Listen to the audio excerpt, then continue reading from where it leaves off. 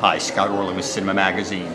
We all have fears in our lives that sometimes we have to overcome and conquer. There's a movie coming out called The Walk, which hits every one of mine. But this is the man who conquered them, Joseph Gordon-Levitt. Or I acted like I conquered. Oh my God, you're going to be so impressed with what this man does in the movie.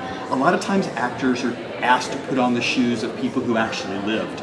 You put on the slippers of a man who taught you this gift that he did. What was the experience like working with Philippe on preparing for this movie? Sure, well, yeah, Philippe Petit was the man who walked between the Twin Towers of the World Trade Center in 1974. We made this movie about him and I got to play him, which was a real honor, but he insisted that he be the one to teach me how to walk on the wire because he has a very particular style and approach. So what was the first day? What's the first step that if one wants to walk across a 104-story building, where does he start you at? He started by putting a piece of tape, a long piece of tape along the ground, not even off the ground at all, and just teaching you what to do with your feet, how to walk. Because you don't just walk like you normally walk. When you normally walk in a pair of shoes, you put your heel down first, then your toe, and you next, but that's not what you do when you're walking on a wire. You start with, you keep all your weight on this foot, and then you very delicately kind of touch the wire with your toe, and when you can feel it there, then you slide it forward until you can then shift your weight to your next foot. There's a whole practice to it. And so before you even step on a wire at all, he would just get me to do that on this piece of tape.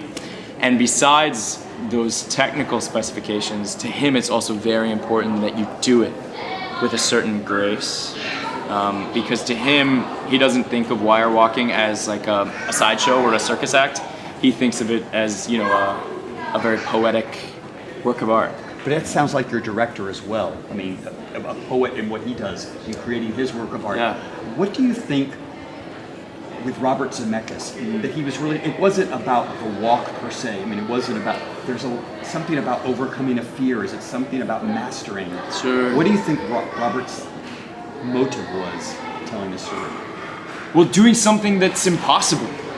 I think, you look at that idea of like, yeah, I'm gonna hang a high wire between the two towers of the World Trade Center and walk across. Your initial reaction is, that's impossible, you can't do that. And what I love about this story is that Philippe Petit is just a person like any human being, but he decided, he had the mental will to say, yeah, that thing that seems impossible, I'm going to do it. And I think there's something just really inspiring about that, because we all have those things. There's those things in our lives, whatever it is. If you want to be, you want to go to college and that seems impossible, or you want to get a certain job and that seems impossible, or you want to be able to walk into a room and walk up to someone and say hello, but it seems impossible because you're shy. All of these things are, I think everyone has something that seems impossible.